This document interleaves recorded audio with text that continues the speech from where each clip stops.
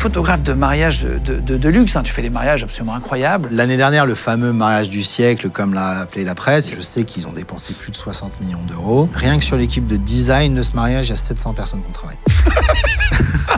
Un gâteau de mariage d'une valeur de 75 millions de dollars. Honnêtement, rien ne m'étonne dans le mariage, mais celui-là, il est intense quand même. Et en fait, tu vas apprendre le jour du mariage que ton client, en fait, c'est un marchand d'armes bulgare. La wedding planner me dit, les mariés sont pas contents. Bon, évidemment, il faut que ça tombe sur le marchand d'armes.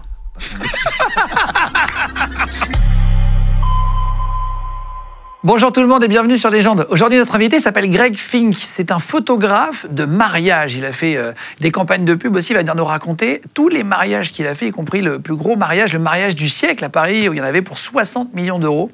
Il a déjà photographié des mariages où il y avait des marchands d'armes. Il va nous raconter comment il s'est retrouvé sur des plans assez incroyables. On va parler aussi des mariages sans amour qu'il a pu voir, tout ce qui est exceptionnel, notamment louer un faux père. À un moment donné, dans un mariage, il a vu quelqu'un qui a loué un faux père ou des faux enfants pour faire comme une famille. Voilà. Il va raconter tout ça dans un instant. Merci en tout cas d'être de plus en plus nombreux à nous suivre sur Légende. Chaque mois, vous êtes entre 150 000 et 200 000 à vous abonner sur notre chaîne YouTube. Prenez 30 secondes pour vous abonner. Ça nous aide vraiment. Si vous nous regardez sur YouTube, vraiment, ça nous aide à avoir de plus en plus d'invités différents. N'hésitez pas d'ailleurs, si vous avez des idées d'invités pour les prochaines émissions, à nous le mettre dans les commentaires, à liker la vidéo. Ça nous aide vraiment sur l'algorithme. Et puis quand vous mettez la petite cloche, vous serez au courant des prochaines sorties tous les mercredis, vendredis et dimanches. Et vous pouvez nous écouter aussi si vous êtes sur la route. Légende, on est en podcast audio sur Spotify, Deezer, Apple Podcast et même Amazon. Vous pouvez nous écouter. Et comme ça, sur le trajet, vous pouvez nous écouter tranquillement. Avec les écouteurs si vous faites du sport ou au boulot. Vous pouvez mettre aussi vos écouteurs pour nous écouter. En tout cas, merci d'être là. Et c'est parti avec Greg Fink qui est photographe de mariage. On y va sur Légende. Bonjour, je suis Greg Fink, je suis photographe de mariage et je suis là pour vous raconter comment j'ai transformé ma passion en un rêve. Merci de nous avoir envoyé un email. Tu nous as envoyé un email il y a quelques temps. Exactement.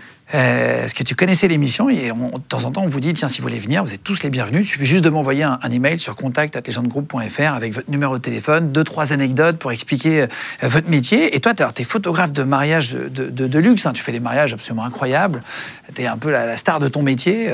Tu fais des photos de mariage de milliardaires, de gens connus aussi. Alors, je ne sais pas si je suis la star de mon métier, mais en tout cas, j'ai réussi à monter aux gammes au fur et à mesure des années, donc en particulier en France, où je suis donc sur un marché qui est très très spécifique, mais on a la chance d'être dans un pays où il y a des gens qui viennent se marier des États-Unis, d'Asie, etc., dans le sud de la France, à Paris, etc. Donc on est sur un marché attractif pour ça. Et tu disais, alors qu'on a préparé l'émission, on y reviendra après, vous allez voir, mais tu as dit un truc assez fou, tu as dit « J'ai vu plus de mariages sans amour qu'avec amour ».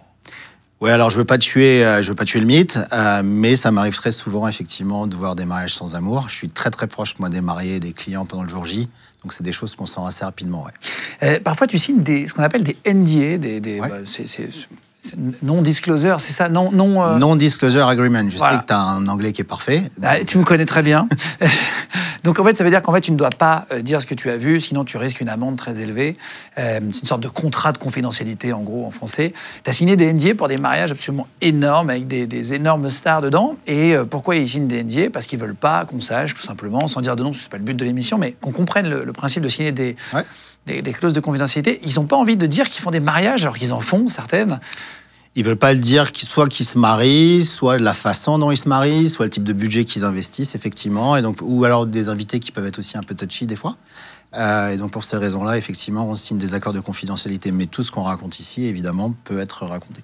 Et on t'a déjà refusé, alors ça c'est hallucinant, on lui a déjà refusé un mariage parce que t'étais pas assez cher. Ouais, ça m'est arrivé une fois, ouais. C'est vraiment n'importe quoi, c'est vraiment histoire de dire, tiens, t'envoies un devis, ils t'ont répondu pas assez cher.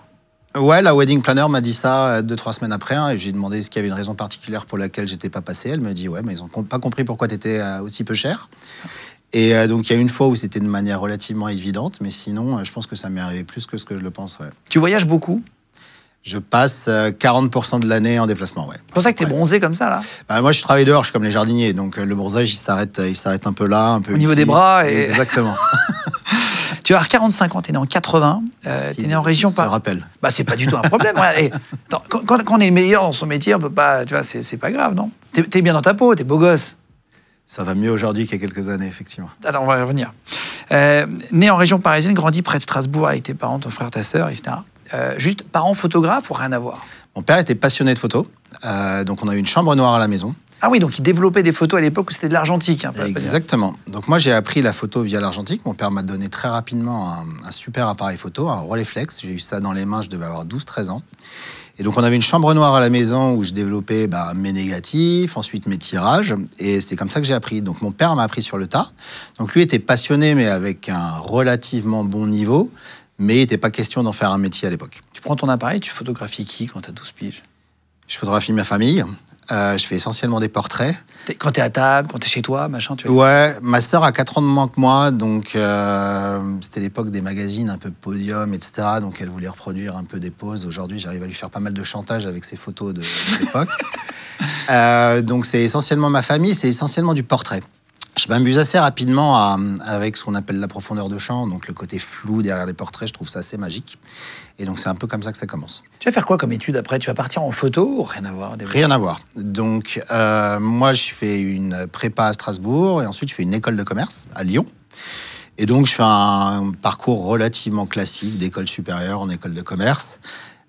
Plus parce que, de nouveau, je ne me suis pas posé la question et que c'est un peu le chemin qui nous était tracé. Mon frère a fait la même chose, ma sœur a fait la même chose, c'est ce qu'on faisait dans la famille, quoi. Ce qui est marqué photographe depuis 10 ans, tu as 45 ans, donc tu as une vie avant. J'ai eu une vie avant. Jusqu'à 35 ans, tu vas devenir en 2001, en parallèle de ton école de commerce, tu vas faire steward chez Air France. On part vraiment du début, mais c'est intéressant. Tu vas même te retrouver en haut des tours du World Trade Center en août 2001 à visiter, donc tu voyages, etc. Après, tu pars en finance, tu vas bosser dans une boîte pendant 10 ans. C'est une boîte de quoi? C'est une boîte de grande consommation qui s'appelle Procter & Gamble. C'est un énorme groupe, hein. Il possède Gillette, Pampers, etc. Enfin, c'est un énorme groupe. Donc tu vas faire ça et tu vas rester 10 ans sans faire d'artistique, entre guillemets. Je reste 10 ans sans faire d'artistique, qui n'est même pas un sujet pour moi, parce que y a ma passion, c'est la photo et c'est sympa, mais c'est ta passion. Et ensuite, il y a le boulot qui est grosso modo ton gagne-pain, quoi. Ça va être quoi l'élément déclencheur? Je sais que tu vas te marier en 2009. Je me marie en 2009 une première fois, effectivement. Tu photographies pas, tu ouais. Je me marie moi-même et on prend un photographe qui était plutôt bon, parce que c'était important pour moi les photos, donc on prend un mec d'un certain niveau. Et je vois ce qu'il fait pendant le mariage et je me dis, en fait, il n'y a rien que je ne sache pas faire. Et donc, grosso modo, juste après le mariage, ce que je fais, c'est que je vais acheter le même matériel avec lequel il était venu, qui était relativement simple par rapport à ce que moi j'avais en tête d'un photographe de mariage. Et j'achète ça pendant l'été qui suit. Et il se trouve que 2 mois après, j'ai un pote qui se marie et qui me dit, Greg, si tu veux, on a un photographe, mais si tu veux faire quelques photos à côté, vas-y. Et ils voient les photos et ils me disent, c'est un peu frustrant parce qu'il y a certaines photos qui sont mieux que le photographe professionnel qu'on a pris. Donc ça commence comme ça. Et là, tu te dis, c'est pas sorcier pour toi, parce que c'est pas un métier facile, mais pour toi, tu te dis, tiens, c'est accessible, je peux le faire? Donc je me dis, pour moi, c'est accessible. Comme on est dans un milieu, grandes écoles, etc., il y a une espèce de bouche à oreille qui se met assez rapidement en route. L'année d'après, j'ai 20 potes qui me demandent. Putain, tout le monde se marie en même temps, c'est quoi? Ouais, les écoles de commerce, c'est un peu... c'est la même année, quoi. Faut avoir la petite alliance quand t'arrives pour bosser, quoi. Il y a un package qui est assez important à suivre. Un starter pack, comme on dit. Un starter pack, effectivement. Un pack de démarrage. Parce que, oui, c'est vrai qu'il y en a plein dans la finance, tu vois, c'est limite mal vu, ceux qui n'ont pas d'alliance dans certains métiers ou dans certaines gammes. Non, en école de commerce, tout le monde se marie et puis ils se marient entre eux en plus. Comme ça, on ne fait pas trop de... Et donc, du coup, tu as 20 mariages en même temps, la même année? J'ai 20 mariages la même année, je décide de tous les prendre. Tout le monde t'appelle. Et t'es payé combien à l'époque? À l'époque, il y a des mecs qui me donnent 500 €, d'autres qui me donnent 1000, mais on se parle d'à peu près ça. Et je fais surtout ces 20 week-ends à côté de mon job. Donc, je vais bosser du lundi au vendredi. Et le week-end, je me barre... Procter & Gamble, encore. Chez Procter & Gamble. Continue. Et le week-end, je me barre photographier des mariages pour des potes. Et en fait, de cette année-là, qui était grosso modo 2010, depuis ce jour-là, j'ai fait à peu près 20 mariages par an. Ça ne s'est jamais arrêté. Alors, je précise, tu fais pas du numérique, toi. Là, quand tu fais des mariages, tu fais sur pellicule. Tu fais de Alors, j'ai commencé en numérique. Ça coûte moins cher? Mes premiers mariages, j'ai commencé en numérique, effectivement, parce que ça coûtait pas cher. Par contre, quand je me suis lancé effectivement à plein temps 5 ans après, je suis passé en 100% argentique. Putain, c'est-à-dire que tu vois pas les photos directes. Tu vois pas les photos directes. Putain, et ça fait vachement peur aux gens. Ah waouh. Ah ouais, putain, t'imagines, tu fais que des photos floues?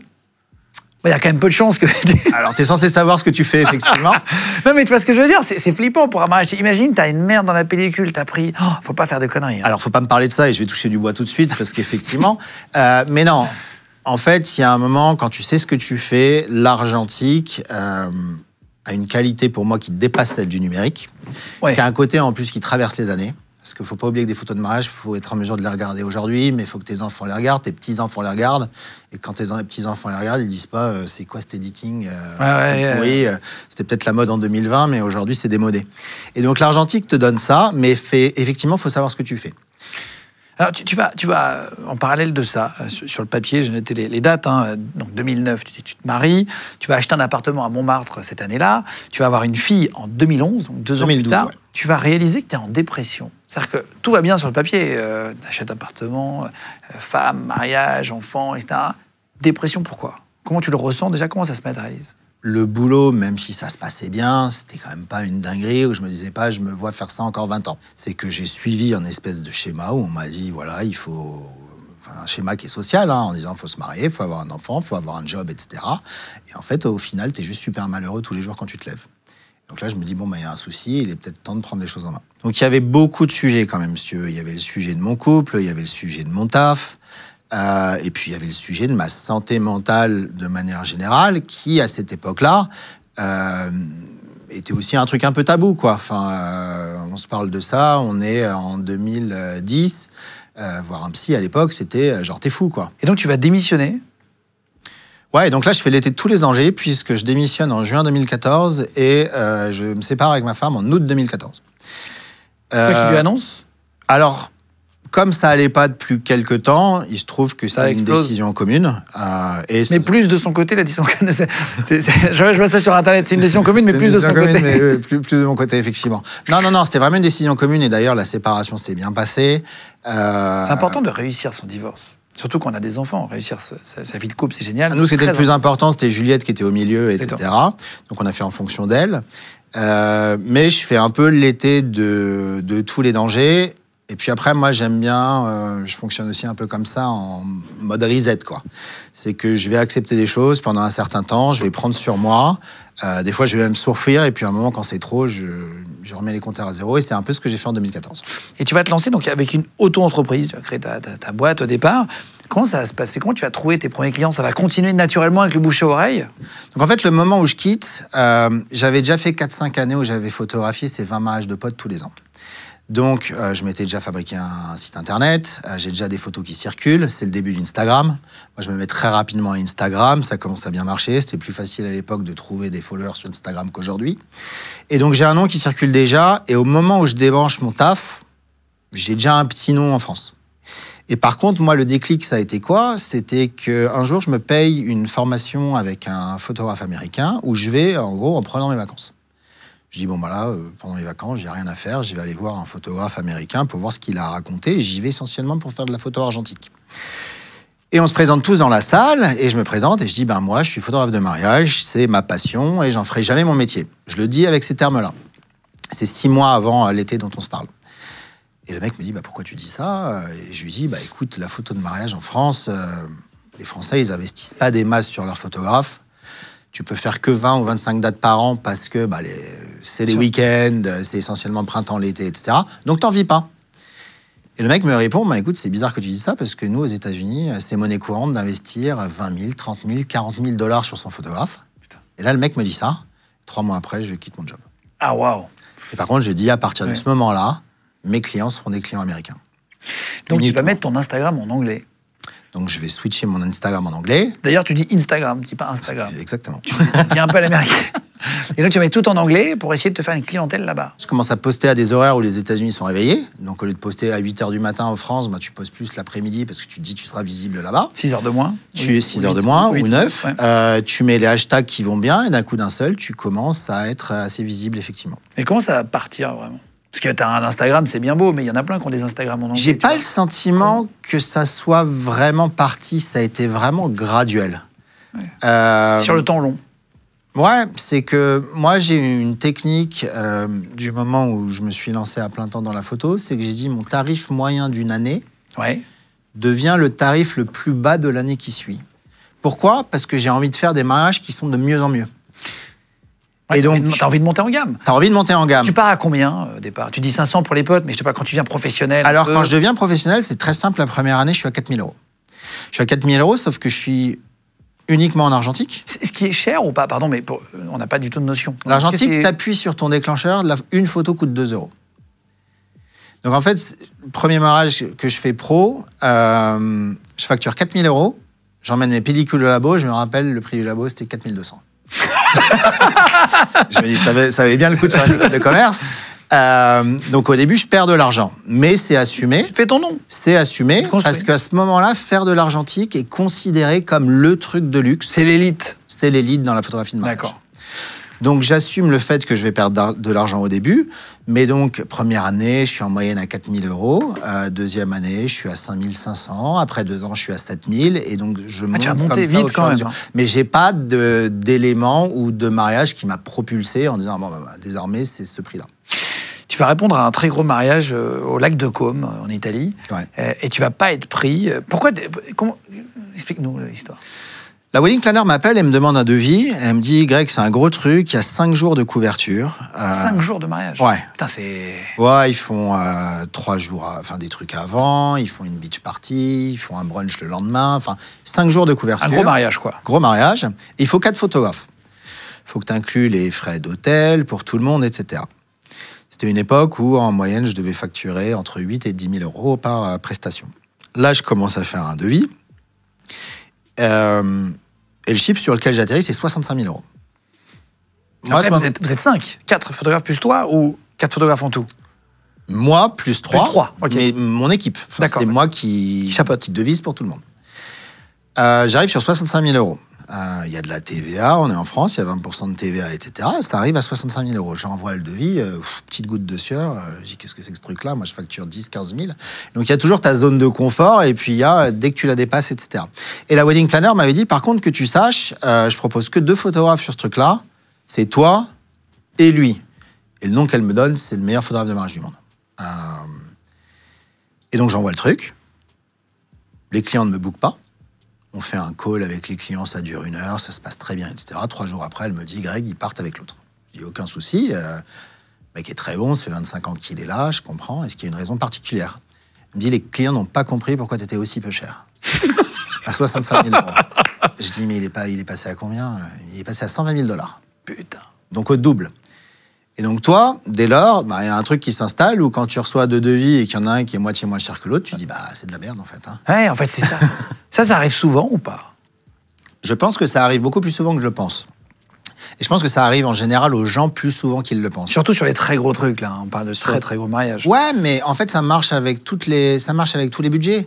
C'est que si toi, tu te maries l'année prochaine et tu as 5 000 € pour mettre sur ton photographe, tu vas considérer tout de suite le mec qui vaut 5 500 ou 5 000, et par contre, celui qui envoie 2 500, tu vas te dire, je sais pas. Tu fais entre 2 à 3 000 photos par mariage, à peu Oui. près, c'est ce que tu nous as dit. Et tu as une assistante qui s'appelle la seconde shooter. Ouais. C'est en fait, tu peux expliquer comment ça fonctionne? Toi, tu es donc le photographe principal. Ouais. Mais comment vous organisez? C'est un peu une organisation comme un 4-4-2 au foot, chacun à son poste? Exactement. Moi, j'ai une équipe. Alors, c'est pas des salariés, c'est que des freelances. Et je vais te setuper une équipe en fonction Des besoins. du besoin.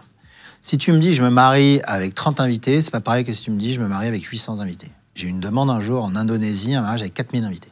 Putain, tu l'as fait? Non, je l'ai pas fait. Pourquoi? Il y a un moment, tu n'as même pas envie de répondre parce que tu sais à quoi ça va ressembler. Ça va ressembler à du clic toute la journée et tu vas te faire marcher dessus. Enfin, ça vaut même pas le coup. En fait, le côté artistique disparaît. C'est à un moment, il faut limite des photographes de presse ou des mecs qui sont là en rafale. 4000 invités? 4000 invités. Ça, c'est mon Les village, Asiatiques font beaucoup ça. Les Asiatiques font beaucoup ça parce que j'ai appris qu'en Asie, il faut inviter tout le monde que tu connaisses de près ou de loin. Donc sinon, c'est très mal vu. Donc tu finis avec 4000 invités. C'est pour ça que j'ai des clients asiatiques qui, des fois, font leur mariage en Asie et ensuite viennent faire un plus petit mariage en Europe. Wow, okay. Et c'est celui-là que moi, j'essaye de faire. Donc là, tu vas... Et donc, je vais setuper, pour revenir à la question, je vais setuper une équipe. Par contre, je travaille jamais seul. Donc j'ai une seconde shooter avec qui je bosse depuis 10 ans, quasiment. Parce que le minimum, c'est qu'il peut y avoir des moments dans le mariage où on doit se dupliquer. C'est un cas très simple, la mariée se prépare, le marié se prépare en même temps. Ça split. On split. Donc je travaille jamais seul, mais je peux avoir une équipe qui va de 2 jusqu'à 5, 6, 7, 8 personnes. Ah oui. Ok. Et donc, par exemple, si tu as une seconde shooter ou d'autres personnes, on va dire que toi, vous avez chacun un rôle. Toi, tu lui dis, par exemple, moi, je prends le marié, toi, tu prends la mariée toute la soirée, ou tu prends les parents ou... Ouais, moi, généralement, je reste très proche du couple. Sur le couple. Et de la famille proche. Et elle s'occupe de toute la périphérie, notamment des invités. Il n'y a rien de pire sur un mariage d'avoir juste des photos des mariés, de la déco, et en fait, tu as raté tous les invités. Donc elle sait que son job, c'est vraiment d'aller s'occuper des invités. Et d'ailleurs, à la fin du mariage, généralement, tout le monde la connaît et tout le monde est devenu pote avec elle, alors que moi, personne ne me connaît parce que je suis resté vraiment proche du couple, quoi. Juste, il y a eu un mariage compliqué à Florence. C'était en 2017. Ça faisait quelques années que tu étais lancé déjà. Ouais, mais pas tant que ça. Du coup, il m'a mis un petit coup de chaud, ouais. Et tu as une grosse wedding planner. Donc, une wedding planner, c'est une organisatrice de mariage. On en a reçu un, nous, à l'époque, un wedding planner. Elle va te booker à l'hôtel Four Seasons à Florence. Et en fait, tu vas apprendre le jour du mariage que ton client, en fait, c'est un marchand d'armes bulgare. Il a 60 piges. Sa femme est russe. Elle en a 30, la moitié. C'est quoi l'ambiance d'un mariage comme ça, marchand d'armes? Alors, j'apprends effectivement qu'il est marchand d'armes. Alors, attention, marchand d'armes... c'est pas illégal. Officiel. Enfin, officiel. Oui. Grosse manufacture d'armes. Il se trouve qu'il vend des armes. Il vend des armes au gouvernement. Il a des photos dans son salon avec le prince Charles, qui est maintenant le roi Charles, d'ailleurs. Je vois ça, je me dis OK. Mais la wedding planner m'apprend le jour du mariage, effectivement, qu'il est marchand d'armes. C'est pas une ambiance des plus chaleureuses. Pardon, parfois les wedding planners te disent pas pour qui c'est jusqu'au jour J, pour pas que tu... Oui. C'est vrai, ouais. Pour pas que tu fasses fuiter l'info. Ça arrive, ouais. D'accord, donc tu savais pas qui c'était. Ouais. Bon, alors là, c'était pas une info de dingue non plus, mais je pense aussi elle pour la sécurité, elle était pas trop à l'aise non plus avec l'information. Donc pas une ambiance ultra chaleureuse. Il se trouve qu'il est marchand d'armes, mais il est aussi bulgare, elle est russe, donc bon, des gens, c'est pas les gens les plus avenants du monde. Et manque de peau. On est à Florence au mois de septembre, il est censé faire super beau, et là il commence à flotter toute la journée. Donc, dans tout bon mariage, en fait, le wedding planner a un plan B. Et donc, dit à la mariée, il pleut, on va aller avec le plan B, qui est de se marier à l'intérieur. Ils ont un super beau lobby où on bouge les fleurs, etc. La mariée dit non, c'est hors de question. Moi, j'ai fait une installation et un design dehors, je me marie dehors. Et la wedding planner dit, on fait comment? Parce qu'il pleut. Et elle dit, on attend. Qu'il pleuve plus? Qu'il pleuve plus. Au manque de peau, on a attendu jusqu'à 19h. Moi, je voyais la nuit qui tombait. Et toi, tu as un certain nombre de figures imposées quand même à photographier, portraits de famille, portraits des mariés, etc. Et tu vois la nuit qui tombe. Ah, t'as un cahier des charges de photos. Exactement. Et pour l'instant, t'as rien. Donc là, tu dis, en fait, tu vas tout faire dans le noir, quoi. Tout au flash. Tu te maries pas normalement en Florence en septembre pour avoir des photos au flash. Et donc, bref, on fait la cérémonie très rapidement, nuit noire. J'essaye de faire tant bien que mal des portraits, etc. Et je livre les photos. Et la wedding planner me dit, les mariés ne sont pas contents. Bon, évidemment, il faut que ça tombe sur le marchand d'armes. Ça ne peut pas tomber sur le mec normal. Et il me dit, ils veulent te voir. Ils habitent à Monaco. Est-ce que tu passes dans le sud de la France bientôt? Et donc, moi, l'essentiel de mes jobs, ils sont dans le sud de la France. Donc, je dis, je vais les voir, telle date, etc. Et il me dit, ils habitent Tour Odéon, qui est la tour connue dans Monaco. C'est extrêmement cher. Tu as les apparts les plus chers du monde. Ça n'a aucun sens, le prix. On avait visité, je crois que c'est 55 000 € le mètre carré de moyenne à Monaco. Je crois que c'est absolument stratosphérique, quoi. Donc la tour la plus chère, c'est... Et donc elle me dit, en fait, ils veulent remettre leur robe et leur costume de mariage pour faire les portraits dans leur appartement de la Tour Odéon, les portraits qu'on a payés le jour du mariage. Ça, tu peux le comprendre ou pas, le fait? Ouais, ça, je peux le comprendre. Ça, je peux le comprendre. Pas un souvenir. Et en termes de service après-vente, moi, j'ai pas de souci après ça. Enfin, avec tu t'adaptes.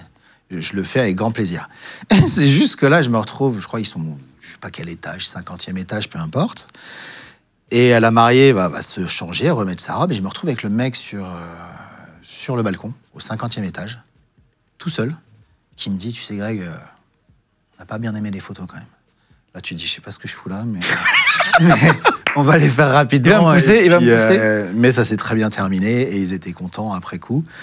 Les photos n'avaient rien à voir avec ce qu'elles auraient dû être parce que tu shootes dans un appart avec du marbre partout, des vitres avec vue sur Monaco. C'est quand même pas pareil qu'à Florence. Alors, c'est là où tu vas voir un faux père. C'est à ce mariage-là ou pas? Ouais. Tu peux raconter ça? Et pas qu'un faux père, il y a un faux père et des faux enfants d'honneur. Donc le faux père, je savais. La wedding planner me tient au courant. Elle me dit, écoute, la mariée a perdu son père, il est décédé. Mais elle n'envisageait pas de walk down the aisle, ils disent en anglais, donc descendre l'allée, là, vers, quand tu as le cérémonial, quoi. Sans son père, normalement, c'est Sans son marié. père. Exactement, elle n'envisage pas sans son père. Bravo, oui, il est mort, donc on fait comment? Eh bien, on a loué un père. Ça veut dire que tu as loué un père. Et donc là, je vois un mec, une 60aine d'années, figurant. Mais attends, c'est incroyable. Un mec costard, c'est incroyable. Pape, etc. Et figurant. Il pleure et tout, il fait semblant de. Non, alors il pleure pas. Il n'était pas si bon acteur, mais il la tient comme ça. Et quand tu vois les photos, tu peux y croire. Et surtout, ce qui me choque le plus, c'est que devant elle, une douzaine de demoiselles d'honneur, qui étaient des petites filles de 6-7 ans, mais elles étaient toutes vraiment très belles. C'est rare, hein. Enfin, tu peux avoir des très beaux enfants, mais pas 12 comme ça, etc.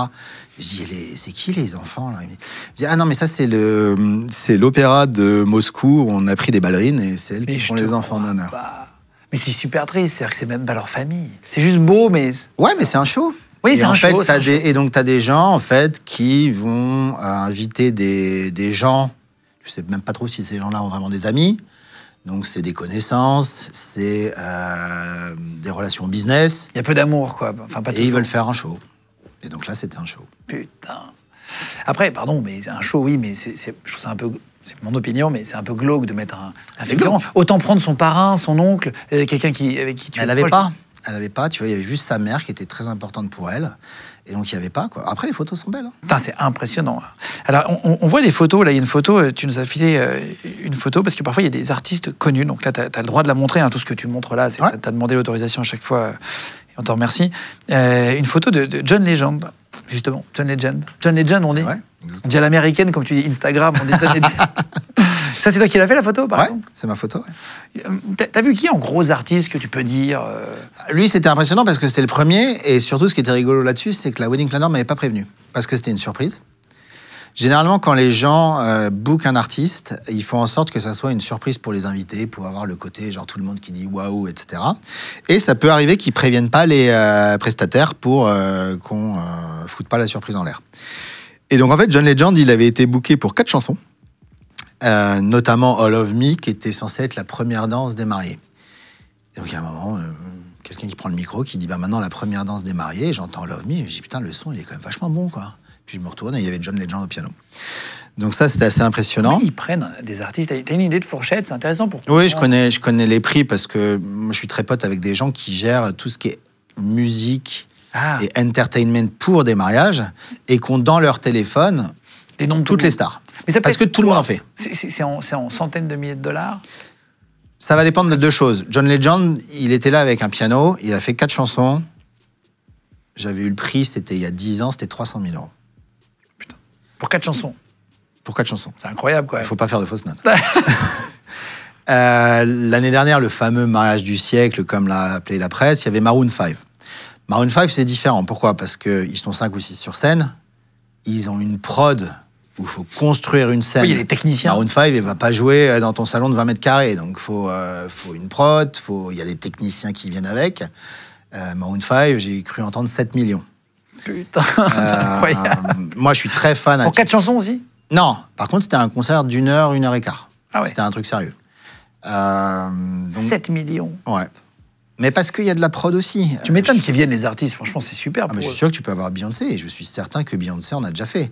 Par contre, qu'est-ce qui se passe? C'est que les artistes font signer aux clients un accord pour le coup de NDA. Ils prennent les téléphones de tous les invités, et tu n'as jamais aucune... des accords de confidentialité, il n'y a rien qui sort. Il n'y a rien qui sort, parce que personne n'a envie de savoir que Beyoncé fait des mariages. Tu vas revoir après des clients comme le marchand d'armes, etc. Ouais, en l'occurrence, je les ai revus. Alors, c'est bon signe, parce que ça veut dire que finalement, j'ai un peu rattrapé le coup et qu'ils ont apprécié leur expérience. Mais donc, elle me rappelle, m'envoie un WhatsApp 6 mois après et me dit, Greg, je fais mon anniversaire et j'aimerais que tu prennes les photos. Donc, elle m'envoie un WhatsApp. Donc, déjà, je suis étonné que ça soit elle et que ça passe pas par la wedding planner. Et ça veut dire qu'elle est contente aussi. Ça veut dire qu'elle est contente.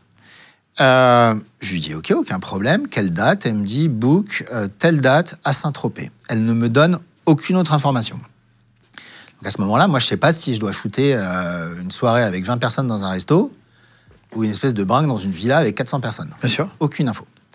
Je lui dis, mais tu peux m'en dire plus? Elle me dit, non, mais mon équipe te briefera quand tu arrives. Viens juste avec ton assistante, 2 personnes, ça suffit, etc. On arrive à Saint-Tropez, elle me donne une adresse. Je regarde sur Google Maps l'adresse. Je vois rien, je vois une villa, c'est pas un lieu connu, c'est pas un hôtel, c'est juste une villa privée, etc. Et je lui dis, est-ce qu'on a des choses? Je la vois en arrivant, elle est contente de me voir, elle me fait la bise, etc. Elle me dit, écoute, va voir mon majordome, il va te briefer sur la soirée. Je dis au mec, est-ce qu'il y a quelque chose à savoir sur la soirée? Il me dit, écoute, non, on a un bon DJ, c'est Bob Sinclair. Je dis, ok, cool. Il me dit, ah aussi, par contre, à 23h30, il y a Leonardo DiCaprio qui vient et il veut pas de photos. Donc quand tu le vois, tu mets les appareils au placard pendant une demi-heure. Je dis, ah oui, quand même. Il vient en pote? Il vient en pote. Et donc, j'ai oui, quand même une information un peu intéressante à avoir. Et effectivement, on est dans le cadre d'une soirée de 400 personnes. À un moment, je tourne la tête à droite, je vois Adrien Brody, qui vient de... Il y a une photo qu'elle fait d'ailleurs. T'as fait un ouais. selfie avec? Tu fais des selfies parfois en souvenir? Ouais, non, mais je suis pas censé, mais j'aime beaucoup Adrien Brody, le pianiste, c'est un de mes films préférés. On voit la photo là qui apparaît à l'écran. Du coup, je suis allé lui dire, mais il y avait Adrien Brody à cette soirée qui est super sympa et qui passait une super soirée. Et il y a DiCaprio qui arrive effectivement dans un van avec de la sécurité à 23h30. Et là, pas de photo. Et là, pas de photo, donc on range les appareils, il y avait tout le monde, oh mon Dieu, c'est DiCaprio, etc.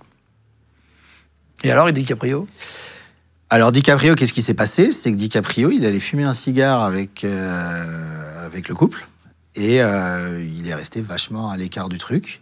Ce qui me fait dire que est-ce qu'il est vraiment venu parce qu'il était invité et c'était un pote, ou est-ce qu'il est venu parce que il a pris un petit chèque pour son association avec ces clients-là, parce que je pense que c'est des choses qui se font. Ah, c'est vrai, parfois, pour faire venir quelqu'un à un anniversaire. Pendant 4 heures, il y avait toute la soirée qui disait, putain, il y a DiCaprio qui va arriver, c'était dingue. Oui, en fait, du coup, ça fait monter un Ça truc. fait monter le truc de ouf. Le mec, il est resté une demi-heure, il avait sa casquette, il est rentré dans un salon, on l'a vu à 50 mètres et il est reparti illico presto. Mais t'as aperçu et t'as vu qu'il y avait DiCaprio qui était venu à la soirée, et du coup, les gens aiment bien fait ça. stylé de le dire. Ouais, et Adrien Brody aussi, quand même. Donc, ils ont des Ouais, mais Adrien Brody, pour le coup, qui était au milieu de la foule, est beaucoup plus cool, etc. Comme Bob Sinclair, d'ailleurs, que tu as eu ici, et qui, d'ailleurs, s'en est pas caché, qui fait des mariages. J'ai eu Bob Sinclair, j'ai eu Martin Solveig à des mariages. Il s'en cache pas, et c'est cool. Tu as fait des mariages de gens connus, parce que tu fais beaucoup de gens de la mode, d'élites milliardaires, etc. Est-ce que tu as fait des gens médiatisés? J'ai fait des gens dont je peux pas parler parce que c'était sous NDA. J'ai fait des gens dont je peux parler parce qu'ils sont sur mon site, beaucoup de sportifs. Le premier mariage de sportif un peu connu que je fais, c'est Mario Götze, qui est un joueur de l'équipe d'Allemagne, qui a joué au Bayern de Munich, et un joueur avec qui j'ai une anecdote de ouf, parce que ma femme, un des premiers rendez-vous qu'on fait, j'avais un job à Rome. Et je lui envoie un billet d'avion, je lui dis, retrouve-moi à Rome. Beau gosse, premier date. Et il y a un match de foot à la télé, et à un moment, on est dans un bar à prendre un verre, et Mario Götze marque. Et ce mec-là me book pour son mariage 4 mois après. 4 ans après. Pas de hasard, pas de hasard. Pas de hasard. Jamais de hasard. Donc ça, c'est un mec que je fais. Et par contre, mariage qui se passe très bien. Il y avait plein de joueurs de foot. Moi, j'aime bien le foot, donc... Tu regardais à droite, il y avait un joueur connu, à gauche, un joueur connu, etc. Par contre, c'est le mariage où je décide de déchirer mon pantalon de costard. Puisque nous, en fait, on bosse que en costard. Donc, costard, cravate, chaussures de ville. Bah, tu peux pas être habillé en schlag si t'es un mariage Exactement. avec des gens élégants. Parce qu'on est vachement visible. Ouais. On est au milieu des invités, etc. Sur les photos, ça serait pas joli si t'es sur une autre photo, on te voit shooter. Exactement. C'est d'être propre, quoi. Exactement. Mais donc là, on est à Majorque. On est en plein mois de juillet. Il fait 38 degrés. On est en costard, on lutte un peu.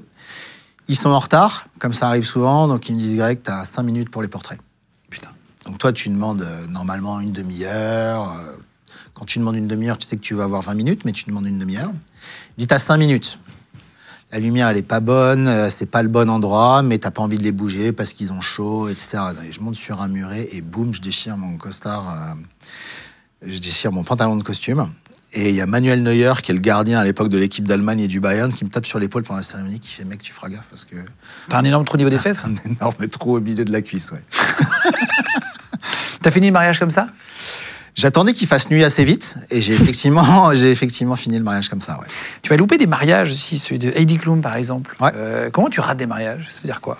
Comment je rate des mariages? Parce que, si tu veux, je passe, comme je disais, entre 40 et 50% de mon année en déplacement.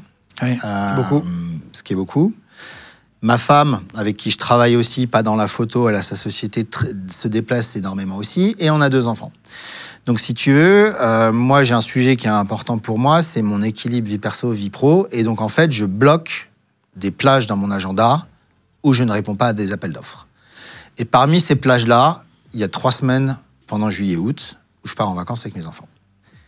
Donc, comme j'ai ma fille qui vit avec nous, mais qui voit aussi sa maman sur la moitié des vacances, on a un planning qui est assez cadré, etc. Donc, moi, je sais que tous les ans, entre juillet et août, il y a 3 semaines où je ne prends pas de mariage. C'est de l'organisation. C'est un peu d'orga. Et donc, il se trouve que cette année-là, je crois que c'était 2017 ou 2018, j'avais bloqué 3 semaines au mois de juillet et on partait en vacances à Bali. J'ai une grosse wedding planner qui m'appelle, qui me dit « Greg, on a un mariage de célébrité sur un yacht à Capri. Telle date. » Je lui dis de but en blanc, désolé, pas dispo. Alors, je lui dis pas que c'est parce que je suis en vacances, je lui dis que je suis déjà booké. Ça arrive tout le temps dans les mariages, parce qu'une fois que tu as booké une date, tu la débookes pas. Donc, ça arrive tout le temps. Je lui dis désolé, je prends pas, je suis déjà booké. Par contre, je me dis, je vais suivre sur l'Instagram de la wedding planner pour savoir qui c'est qui se marie le Par curiosité, 17 quoi. juillet, effectivement. Et là, qui je vois effectivement Heidi Klum. C'est important pour toi de faire des noms aussi de gens connus pour le prestige de ton métier? Ouais. Ouais, c'est important parce que aujourd'hui, moi, je suis sur un positionnement ultra luxe. Donc, j'ai des clients qui ont beaucoup d'argent, qui viennent beaucoup de la finance, qui viennent beaucoup du monde des affaires. Mais dans le monde dans lequel on vit, avec les réseaux sociaux, etc., quand tu fais une célébrité, ça pèse. Donc moi, mon concurrent principal, il a fait le mariage de Justin Bieber, il a fait le mariage de Paris Hilton, il a fait le mariage de Priyanka Chopra. Toi, en face, tu dis Mario Götze, c'est sympa, mais bon, c'est pas le même truc. Tu vois, là, il y a Zendaya et Tom Holland qui viennent d'annoncer qu'ils sont fiancés. Il y a tout le monde qui dit qui va shooter ce mariage-là. Donc ouais, c'est important. Ta femme fait des robes, elle est styliste de robes de mariée. Ouais. Elle s'appelle Rim Arodaki. Tu l'as bien prononcé. Tu l'as rencontrée sur un mariage? Je l'ai rencontré via le mariage. Ça tourne vachement autour du mariage, ta vie, quand même. Donc, c'est pour ça. Un petit peu. J'imagine qu'il y a quelque chose qui s'est passé sur un mariage. Tu l'as rencontré Alors, là-bas? pas sur un mariage, via l'univers du mariage en France. Donc, le fameux... ma femme, je la connaissais, on était potes parce qu'on se croisait dans des forums et des colloques liés au mariage. Donc, je la connaissais, elle avait un gros nom, toujours d'ailleurs un très gros, ma femme est beaucoup plus connue que moi. On se connaissait comme ça, mais moi j'étais marié, elle était en couple, et donc c'était même pas un sujet, etc. Et quand j'ai divorcé, quand elle s'est séparée, j'ai commencé à faire des photos pour elle. Elle m'a demandé à faire des photos pour sa marque. Ouais. Donc c'est comme ça que ça a commencé. Et on a commencé à se voir, et effectivement, après 6 mois, on s'est mis ensemble. Tu vas faire le mariage du siècle. Alors, je ne sais pas si c'est le mariage du siècle pour tout le monde, mais en tout cas, ça a été renommé comme ça. Est-ce que c'est vraiment le mariage qui a été le plus cher des mariages? Est-ce que toi, tu sais?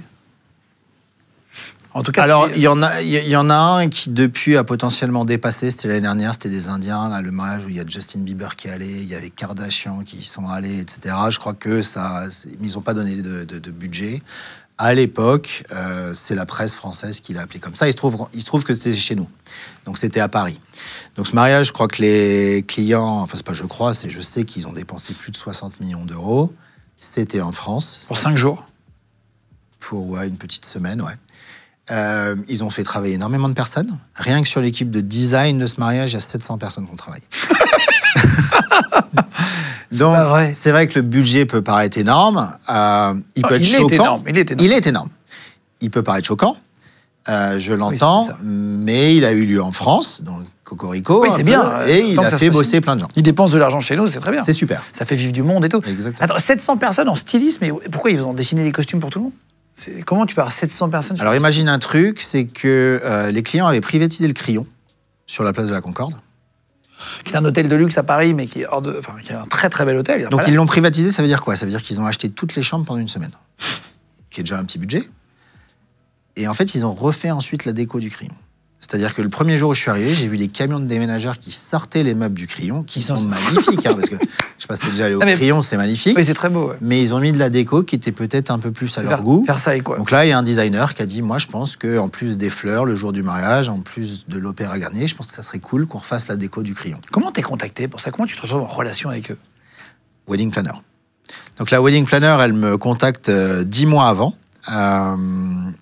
Et je rencontre les clients justement au Crillon. Ah, tu rencontres les clients? Je rencontre les clients. Les mariés ou les parents qui payent? Les mariés, enfin la mariée avec sa mère. Et je comprends que c'est eux qui payent et que c'est la mère qui est décisionnaire.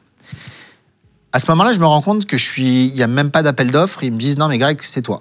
T'es à Paris, c'est pas une question. Le mariage, il a lieu à Paris, donc ça sera toi. Et le tarif? T'as pas discuté? Et à ce moment, effectivement, j'ai pas donné de tarif. Je dis, bah, t'es sûr? Elle me dit, non, mais tarif, t'envoies la wedding planner, elle te fera le virement pour la compte, etc. Il n'y a pas de sujet. Sauf que la wedding planner, à ce moment-là, on est 10 mois avant le mariage, c'est pas du tout le mariage comme il atterrit à la fin. À ce moment-là, le budget du mariage, c'est 2-3 millions d'euros. Ce qui est un très beau mariage par rapport à ce que je fais, mais rien d'extraordinaire. Et là, ils savent qu'ils vont se marier au château de Villette, le jour même du mariage, mais ils cherchent un lieu pour la veille, pour faire ce qu'ils appellent une welcome party. Donc, quand les gens arrivent et qu'ils se voient pour la première fois, etc. Soirée de bienvenue. Soirée de bienvenue. Et la mère de la mariée me dit, Greg, donne-nous des lieux. Parce que toi, tu es à Paris, donc tu connais. En fait, ce qu'ils savent pas, c'est que moi, je suis nul à chier avec tout ce qui est reco de resto, parce que quand je suis à Paris, je suis avec mes enfants, je reste chez moi, je sors pas, quoi. Donc, je commence à lui dire, bah écoute, tu peux faire le musée Rodin, tu peux aller au Jules Verne sur la Tour Eiffel. Elle me dit, non, c'est de la merde, c'est trop cheap, etc. Et à un moment, j'en ai marre, et je lui fais une vanne. Je lui dis, ah, pire des cas, t'as l'Opéra Garnier. Je dis, mais c'est pas con, ça. Et c'est comme ça qu'ils ont booké l'Opéra Garnier. Et donc, c'est celle qui a fait passer de 2 millions à 60 millions d'euros, non? Non. Donc là, ils bouclent l'Opéra Garnier. Donc effectivement, ça rajoute un budget substantiel. Mais le budget, il est monté vraiment... Petit à petit. Petit à petit. Et toi, tu vois aussi, petit à petit, à chaque étape, il te dit, tiens, il y aura ça, t'es au courant de... C'est la wedding planner où je la revois tous les mois. Je dis, alors, ça se passe bien? Le mariage Brockway, je peux dire leur nom parce qu'il est public. Ouais. Elle me dit, ouais, on est passé de 12 à 35 millions, là. Puis quoi? Et là, il y a Maroon 5, ça vient de rajouter 7. Donc là, on est passé de 35 à 42. Et comme ça, jusqu'au bout, quoi. Et faisait quoi dans la vie, la maman, pour avoir autant d'argent? Alors, le papa, en l'occurrence, est propriétaire de toutes les concessions Mercedes au Texas. C'est ce qui est dans la presse, je ne suis pas allé vérifier. D'accord. Et donc, c'est la maman qui gérait le mariage, le Exactement. père était chef d'entreprise, entrepreneur, quoi. Et le mariage va bien se passer ou pas? Le mariage s'est super bien passé. Il y a la Tour Eiffel aussi, il y a un brunch. Il y a un brunch à la Tour Eiffel, effectivement. C'est hallucinant, comme tu t'en rends compte. Il y a le château de Versailles. Il y a le château au château de Versailles. Il y a l'Opéra Garnier, il y a le château de Villette. Il y a donc le Crillon qui est privatisé pendant 5 jours avec des stands de crêpes où tu vas chercher ton café le matin dans le lobby, des stands de fleurs fraîches tous les jours parce que comme ça tu peux avoir un petit bouquet dans ta chambre. Et il y a un hôtel en face du Crillon qui est privatisé pour tous les prestataires. Est-ce qu'un mariage comme ça, qui vaut si cher, est-ce que tu as quand même une ambiance aussi géniale ou pas forcément? Oui, là c'était fou. En fait, c'était génial. Moi, je suis resté très pote avec la mariée, qui est honnêtement adorable, parce que les gens ont beaucoup un truc en disant, ouais, mais Greg, toi tu bosses avec des clients ultra riches, les mecs doivent être super désagréables. C'est pas vrai. Il doit y en avoir, comme tout le monde. Il y en a, comme, mais j'en ai eu des très très désagréables quand je facturais 1 000 € mes prestations. Des mecs qui m'avaient même pas prévu un sandwich et je me finis par bouffer un bout de pain ou des curlis, effectivement, sur le cul du camion derrière. Donc, il y en a pas plus, et en l'occurrence, ces gens-là étaient adorables. Et là, tu vas faire je vais vous montrer des photos, que vous puissiez voir l'hôtel, si vous nous regardez sur YouTube ou ailleurs. Si vous êtes en podcast audio, je vais vous le décrire un peu, mais tu vas faire l'enterrement de vie de jeune fille de la mariée, c'est un mois avant, dans l'Utah. Ouais. Ils vont privatiser un hôtel qui s'appelle Amangiri, qui a un 5 étoiles dans le désert. Voilà, vous voyez les photos avec la piscine et tout, c'est sublimissime. Je ne connaissais pas, j'ai vu les photos que tu nous as envoyées, c'est incroyablement beau, etc. Là, quand tu fais des photos, donc c'est pas un mariage, mais enterrement de vie de jeune fille, ils te prennent tout en charge, chambre d'hôtel, tout est organisé? Alors moi, je fais un devis. Mes clients, ils n'ont pas envie de s'embêter avec ma logistique. Donc moi, je fais un devis et je dis, bah, tu me veux 1 semaine dans l'Utah. Bon, la complexité de ce job-là, c'est donc c'était la mariée où je savais que le mariage avait lieu 1 mois après. Et là, elle m'appelle 1 semaine après. Elle me dit, Greg, tu fais quoi ce week-end? Je dis, bah rien, on est en octobre, ça bosse pas trop, etc. Elle dit, vas-y, viens dans l'Utah, enterrement d'une jeune fille. Je dis, bah écoute, je te fais un devis. Elle me dit, ouais, envoie la wedding planner, on s'en fout. Bah, pour eux, c'est l'épaisseur du trait, quoi. Et je pars dans l'Utah. Et on passe effectivement 1 semaine dans cet hôtel qui est honnêtement le plus bel hôtel que j'ai vu de ma vie, qui est aussi potentiellement le plus cher que j'ai vu de ma vie. Je crois qu'on a un prix d'appel à 5 000 $ la nuit. Mais c'est exceptionnel. Et donc pendant 1 semaine, je me retrouve avec ce groupe de 12 nanas. Ouais. Où toutes les 5 minutes, c'est Greg, shot. Ouais, doucement. Il est quand même 9h30 du matin. J'ai une question très personnelle. Ouais. Et tu peux ne pas me répondre. Est-ce que tu te fais souvent draguer? Toi qui es beau gosse, photographe, t'es dans les lieux de fête. Tu veux vraiment me créer des problèmes avec ta femme? Non, mais t'as le droit de ne pas répondre. Mais... Si, non, mais de ne pas répondre aux filles. Mais Ça arrive. Ça arrive. Sur ce genre d'événement, t'es tout seul, Ouais, comme ça mec. arrive. Non, et puis les filles, elles sont vite bourrées. Et puis il y a le côté genre, ah, tu viens de Paris, t'es français, Ouais, machin truc. Oui, ça arrive. Donc là, t'es tout seul avec 12 filles, Ouais. dans un hôtel, Ouais. qui font la fête. Alors attention, il y a les wedding planners, Oui, il y a le vidéaste, on n'est pas tout seul. Hein. Mais effectivement, c'était une semaine un peu intense. Tu t'es déjà fait draguer par une mariée? Non, mais un pote, oui. C'est vrai.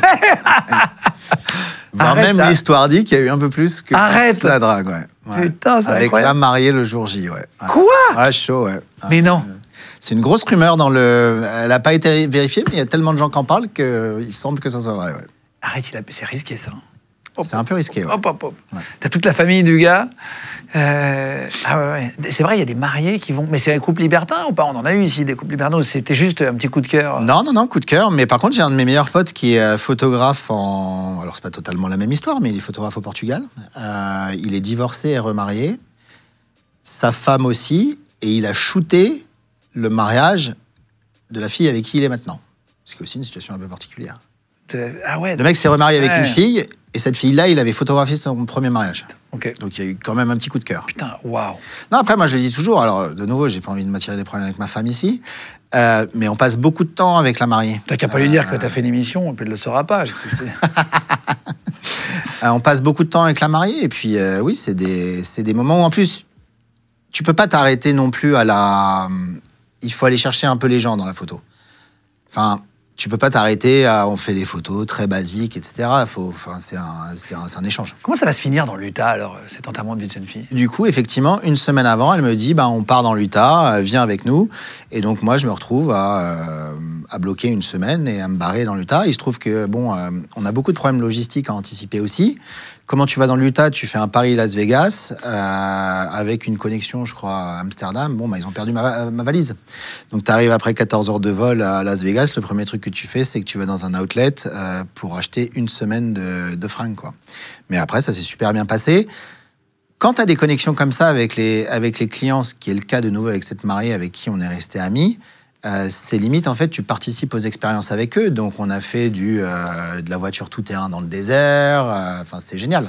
Et c'est aussi une partie qui est très plaisante de mon métier, qui est que, certes, tu bosses avec des horaires qui, des fois, et souvent, sont assez extensives, mais tu participes aussi à des expériences de dingue.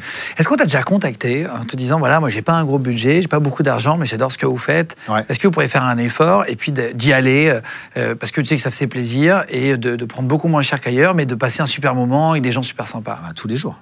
Tous les jours. Je pense que j'ai ce mail-là qui est en train d'arriver dans ma boîte mail au moment où on parle. Surtout après l'émission. Tout le monde doit dire, c'est Bill tous les Gates, jours. c'est pas beaucoup d'argent, Tous mais... les jours. Et c'est difficile parce que c'est... Toi, tu dis non à des budgets où, à une époque de ta carrière, t'aurais dit... S'il vous plaît. Grave. Moi, je me rappelle, premier budget que je signe à 5 000 euros, j'ouvre une bouteille de champagne le soir et je dis à ma femme, on va être multimillionnaire, quoi. Aujourd'hui, 5 000 euros, je fais une session de portrait dans Paris de 1h30. Et je dis ça en toute humilité, attention. Il faut bien comprendre que nous, on met des dates aux enchères. C'est que le samedi 25 juin, je sais que je vais le booker. Donc la question, c'est comment tu le bookes au meilleur tarif. Et effectivement, c'est pas une date que tu peux te permettre de compromettre parce que... C'est la meilleure date? Ouais, généralement, fin juin, début septembre, c'est les meilleures dates. Et tous les ans, il y en a qui passent à la trappe parce que tu as ta sœur qui se marie, un cousin qui se marie, et donc tu dois bloquer des dates dans ton agenda. Et après, c'est pas l'argent qui fait le mariage. J'imagine que tu as vu des mariages sans argent exceptionnels où ça s'est amusé, Absolument. où il y a de l'amour, et des Absolument. mariages où il y a beaucoup d'argent, où il se passait rien. Absolument. J'ai tout le temps la question des mariés pendant qu'on se parle, parce qu'on fait une espèce d'interview, eux aussi, où ils se tournent plusieurs photographes. Et elles me disent, Greg, une question, c'est quoi la réussite pour avoir des super photos? Je leur dis, il y a un truc très simple, c'est vous restez vous-même, vous montrez votre amour, et le reste, vous en occupez pas. Il y a une wedding planner, il y a un fleuriste, il y a un photographe, faites confiance aux gens que vous avez embauchés. Ça, c'est la meilleure solution. Quand tu es en train de checker toute la journée, que ça se passe bien, ça se voit sur les photos. Faut relâcher, quoi. T'es pas dans le game, etc. Faut relâcher, effectivement. Donc mes plus beaux mariages que tu vas voir d'ailleurs sur mon site, parce que c'est ceux que je décide de mettre en avant, c'est pas du tout ceux qui avaient le plus gros budget. Tu vas avoir un mariage, c'est un peu triste, c'est un homme d'affaires de Hong Kong, si tu peux nous raconter cette anecdote. Ouais. C'est un mariage où tu vois qu'il n'y a pas d'amour, quoi. Ouais, malheureusement, ça arrive. Assez souvent, d'ailleurs, tu le dis, il y a plein de mariages sans amour. Des mariages arrangés, des mariages C'est pas tant arrangé, socialement c'est qu'en fait... arrangeants.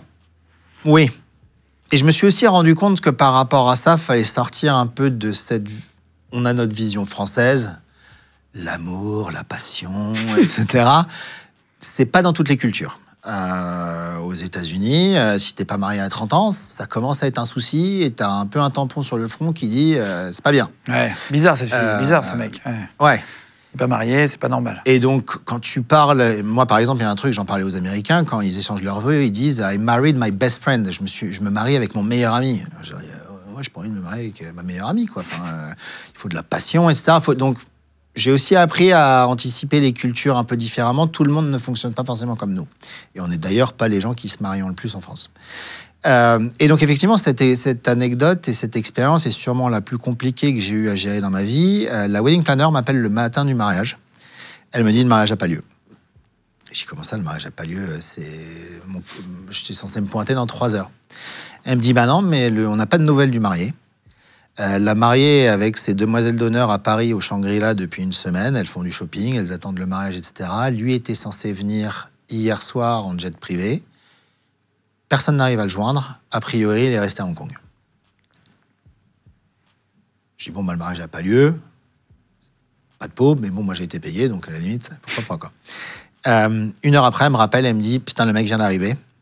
Il a prévenu personne, il avait débranché son téléphone, il vient d'arriver au Shangri-La. À quel moment tu préviens personne quand c'est ton mariage, quoi? Ouais. Si tu sais que tout le monde t'attend, c'est un peu chelou. Donc le mec vient d'arriver, il est jet-lagué, donc là il fait une sieste, mais ça a lieu comme prévu. Donc tout le monde se pointe, je sais plus si c'était le Shangri-La ou le Peninsula, un des deux.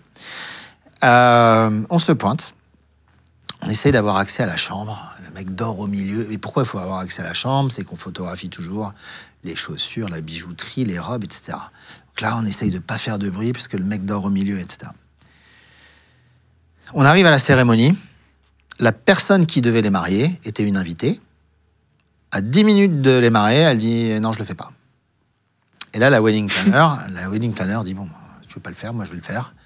Elle prend le texte, etc. Et là, on est sous l'arche de fleurs. C'est un mec de quel âge? Une fille de quel âge? 60aine d'années, la fille, elle a pas 30 ans.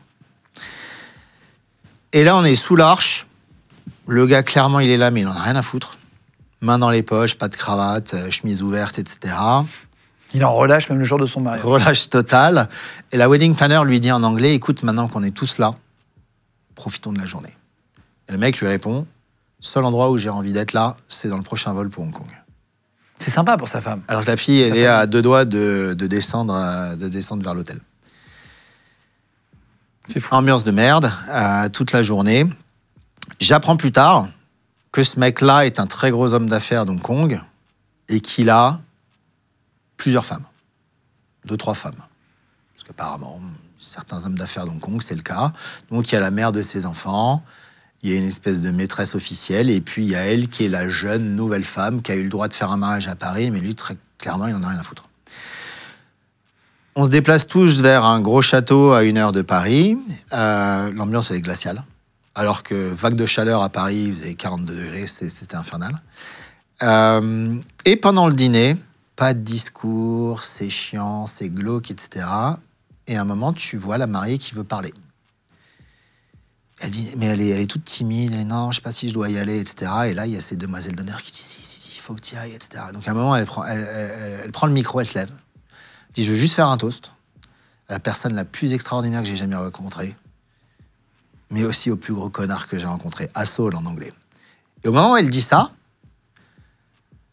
elle a un espèce de fou rire, genre je rigole, genre je suis pas très à l'aise avec ce que je viens de dire, mais c'est une vanne, etc. Froid glacial. Je me retourne vers mon pote qui était à la vidéo. Je lui dis, mec, il va y avoir de l'action là. Elle voit qu'elle a fait un pas un peu chelou. Elle va pour lui attraper la main. Il lui met une tape comme ça sur la main, genre dégage. 1 demi-heure après, ils étaient dans une voiture retour Paris. Et donc, mariage arrêté, genre net, à 20h15. Putain. Il y avait un groupe de musique qui était venu de Londres. Il y avait 140 bouteilles de Dom Pérignon. Bah, nous, les prestats, on est restés jusqu'à la fin. C'est vrai, incroyable. Qu'est-ce que c'est triste quand même. Ouais, c'est triste. Ouais. On n'est pas longtemps sur Terre, putain, pourquoi faire ça?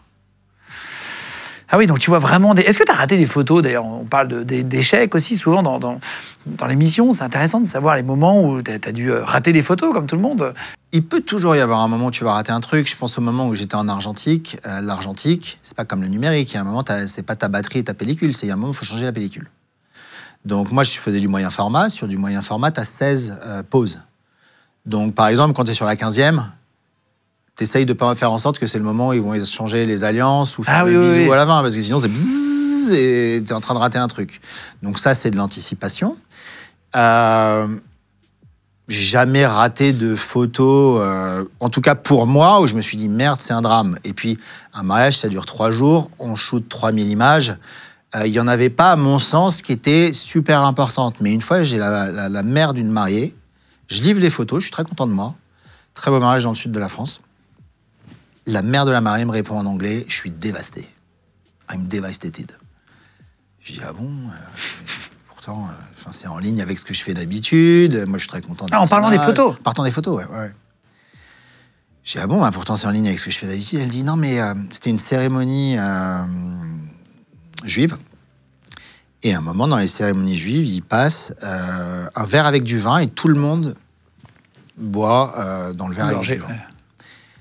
Sauf que là, dans la famille, il y avait, je sais pas, 14 personnes qui buvaient un moment dans le verre. Bon, toi, tu fais 1 fois, 2 fois, 3 fois, et tu fais pas les 14 en portrait serré de toi en train de... Elle me dit, on n'a pas mon fils qui boit le moment où il boit dans le verre.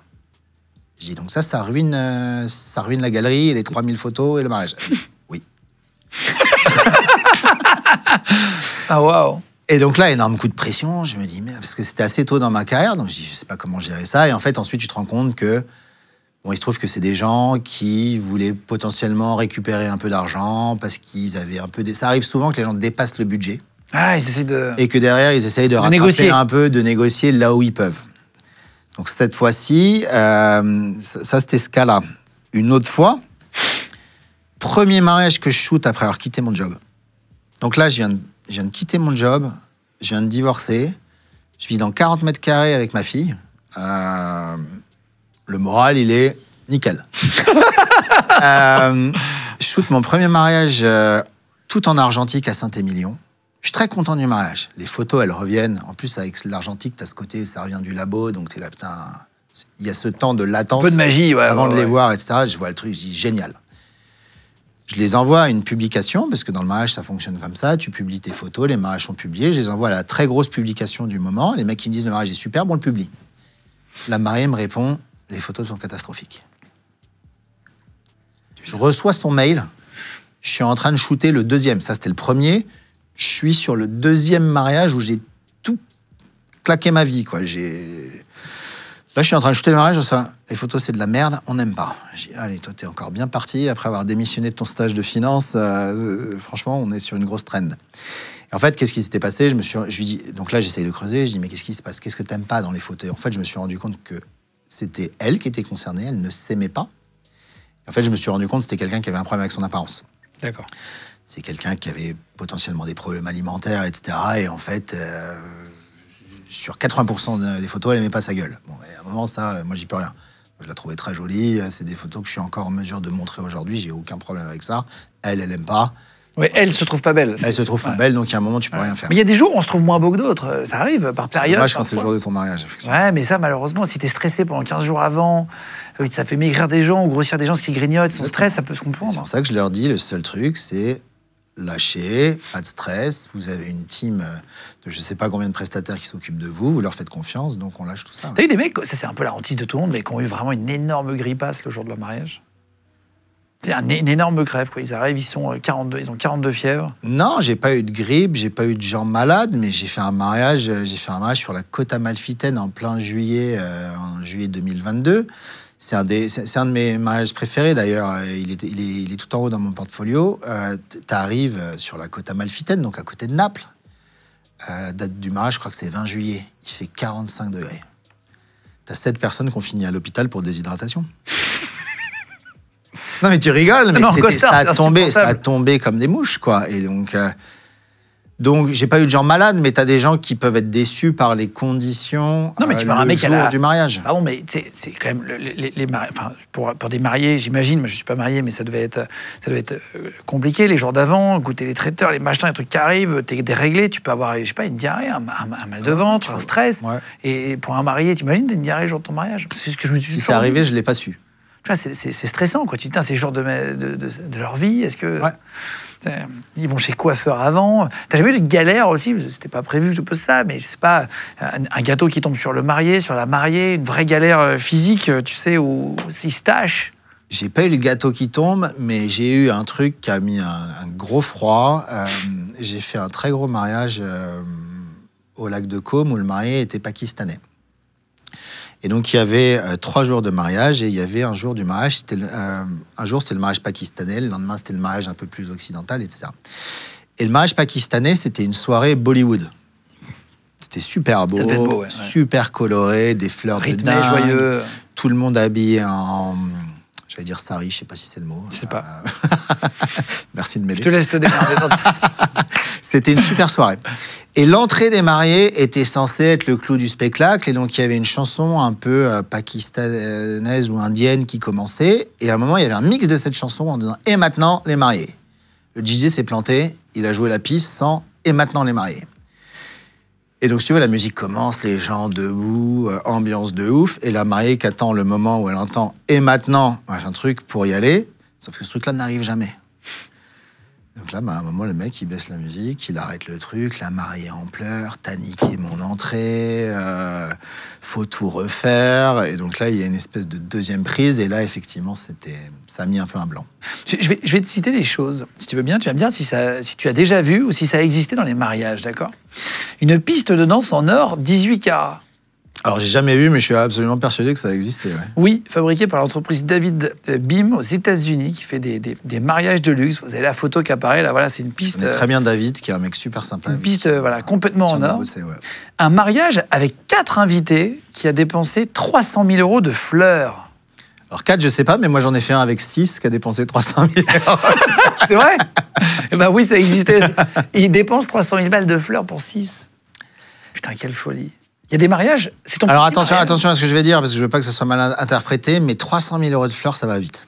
Ça dépend du type de fleurs que tu utilises. Si tu fais un mariage avec des orchidées, par exemple, j'ai eu des mariages avec des orchidées, les orchidées, ça chiffre très vite.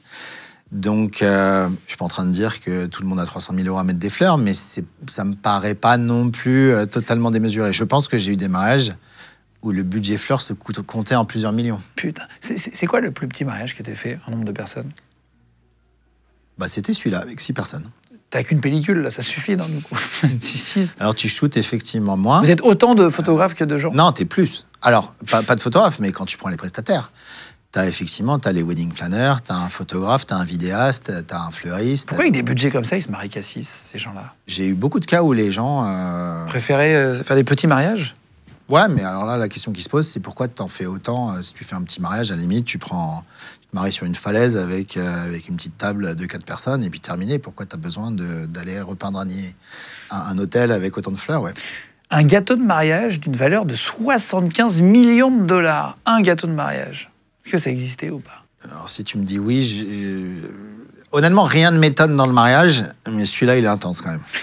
1100 heures de travail pour fabriquer le gâteau à partir d'environ 450 kilos d'ingrédients. Famille des Émirats Arabes Unis qui a acheté ce gâteau décoré de 4000 diamants. Ça se bouffe pas du diamant, mais voilà, rose, jaune et blanc. Et donc oui, il a existé, ce gâteau de mariage. Il faut que tu saches que quand tu vois un gâteau de mariage, la part que tu peux manger est infime par rapport à la taille du gâteau. La plupart de ce gâteau, c'est de la déco, c'est du polystyrène, etc. Et généralement, il y a un petit morceau juste pour que les mariés y coupent. Mais ce qu'on va servir comme gâteau après, c'est pas forcément le même gâteau. Est-ce qu'il y a déjà eu un feu d'artifice synchronisé avec une pluie de billets de banque? Je sais pas où vous êtes allé chercher les anecdotes, mais tu me fais peur. Je suis sûr que oui. Hein. Non, ça va exister. Ah, ça va. Mais par contre, ce qui a déjà existé, c'est une vaisselle utilisée par les invités entièrement en or. Bon.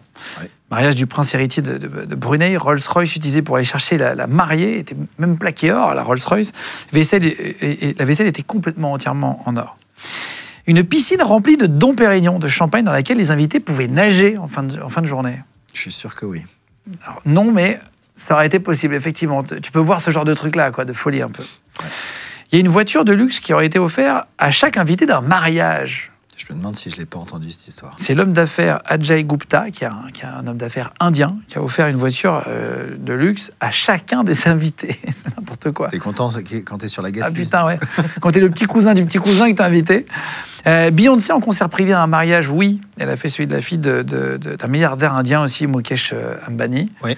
Le mariage aurait coûté 100 millions de dollars. Hein. C'est le gros mariage dont on parlait tout à l'heure. C'est le mariage dont je te disais qui a dépassé celui que j'avais, parce qu'il a eu lieu l'année dernière, quand celui dont on parlait à Paris avait lieu en 2023. Donc je pense que celui-ci a effectivement dépassé celui de Paris. Un stade de 20 000 personnes, pour terminer sur une anecdote vraie aussi, un stade de 20 000 personnes a été construit pour les invités d'un mariage en 1981. Lors de son mariage, le président des Émirats Arabes Unis aussi, et l'émir d'Abu Dhabi d'ailleurs, à côté, a fait construire un stade spécialement pour son mariage avec 20 000 places à l'intérieur. Après, bon, c'était un responsable politique, donc c'était un chef, donc il a invité toute la ville, j'imagine.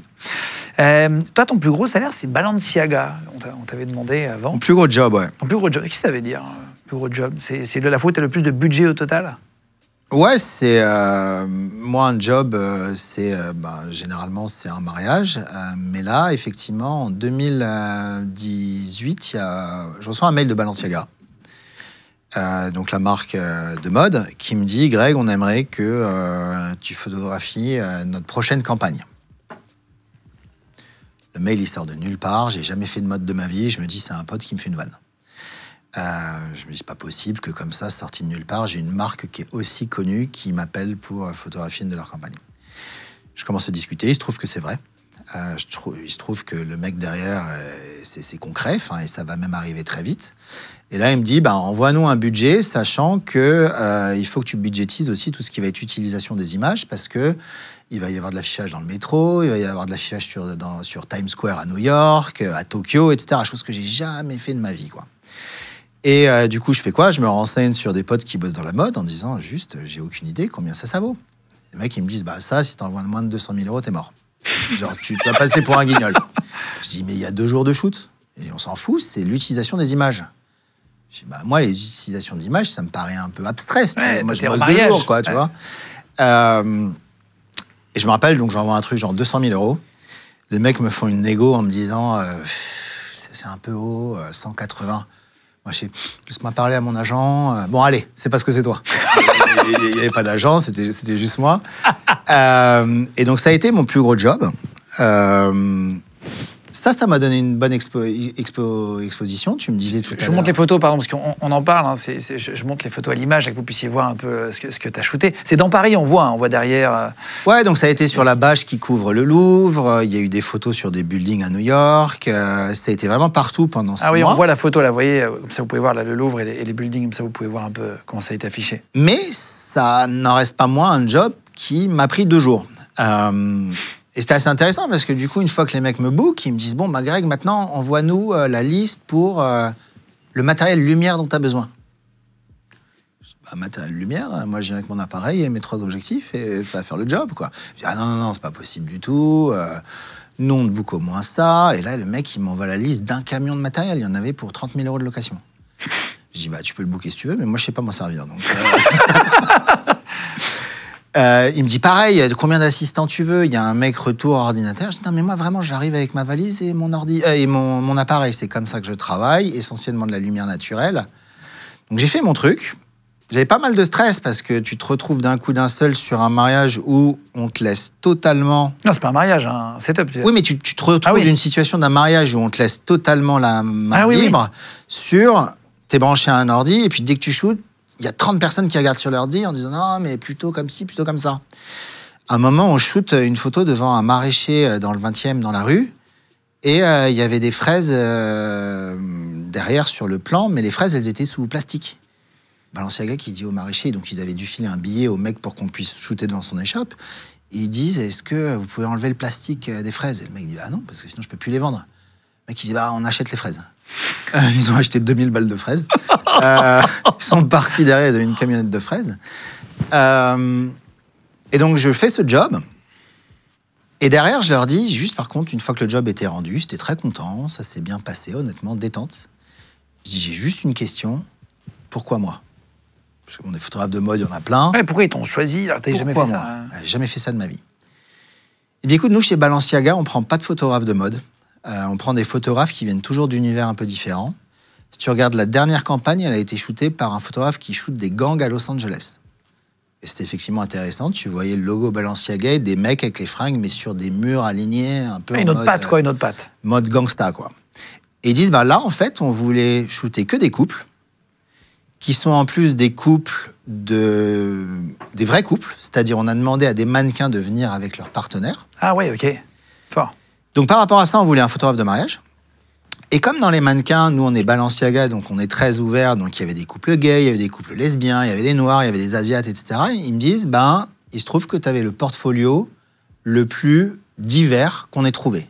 C'est-à-dire que quand tout le monde dans le mariage montre des blondes qui ressemblent à Barbie en Californie au coucher du soleil, toi, tu as des blacks, tu as des asiates, tu as des gays, tu as des lesbiennes, etc.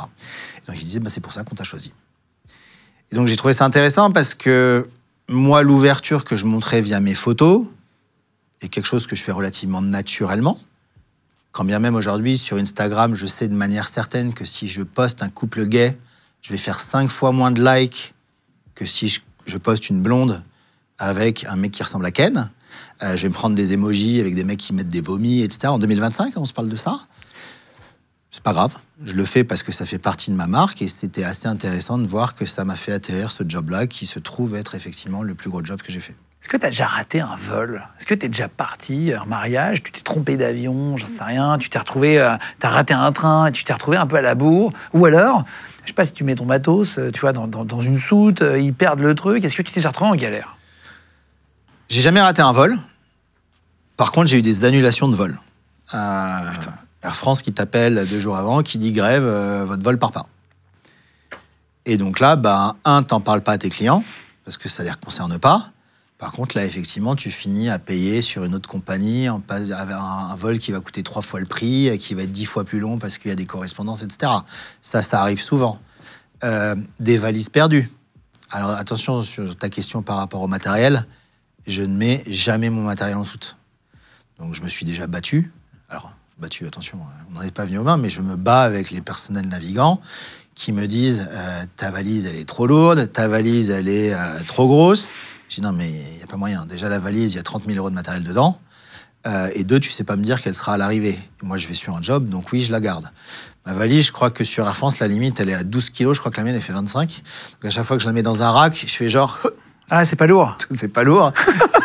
Mais je prie qu'il n'y a pas un mec qui essaie de la déplacer parce que c'est juste un obus, quoi. Je voulais finir par 2 anecdotes, si tu veux bien. En tant que photographe de mariage, il t'est arrivé beaucoup de choses, mais on en a choisi parce que sinon, on pourrait faire une émission de 8 heures. Dans un instant, juste mariage à Phuket, tu as été impressionné par l'humilité de gens très importants. Tu vas nous raconter, c'est assez fou. Juste avant, une histoire de boucle d'oreille à 35 000 €. Est-ce que tu peux expliquer cette histoire, si tu veux bien? Ouais, celle-là, elle est rigolote.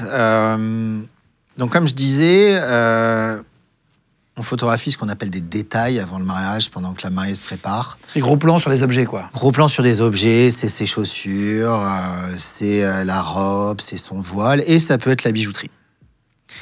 Et la bijouterie, avec certains clients, il y en a pour beaucoup d'argent. Donc, généralement, c'est dans un coffre. Il peut arriver qu'il y ait des bodyguards, ce qui était le cas là. Des gardes du corps pour les bijoux. Ouais. Et qui regardent spécifiquement pendant que tu shootes. Pour voir si tu changes pas le bijou. Exactement. Avec un faux bijou t'as identique. Une petite goutte pendant que tu shootes, t'as 2 mecs qui te regardent pour voir comment tu touches au truc, etc. Et là, je lui dis, où sont tes bijoux? On a besoin de shooter les bijoux. Elle me dit, c'est au coffre, bodyguard va t'accompagner. Elle me file les bijoux. Et c'est pareil, nous, on a un cahier des charges, on sait, il y a toujours la bague, il y a les alliances, il y a un collier, et puis généralement, il y a les boucles d'oreilles. J'ai peu de mariés qui se marient sans leur boucle d'oreille. Et là, je dis, il n'y a pas les boucles d'oreilles. Et je vais voir le marié, je lui dis, il n'y a pas les boucles d'oreilles. Je dis, j'espère qu'elle le sait, parce que j'ai pas envie qu'il y ait un doute à un moment qui rapidement va se porter sur moi. Elle me dit, si, il y a les boucles d'oreilles, c'est sûr, on a tout ramené. Je dis, non, il n'y a pas les boucles d'oreilles. Elle appelle chez elle à Dubaï, où il y a sa gouvernante de maison qui décroche. Elle lui dit, est-ce que tu peux te checker si j'ai pas oublié les boucles d'oreilles à Dubaï?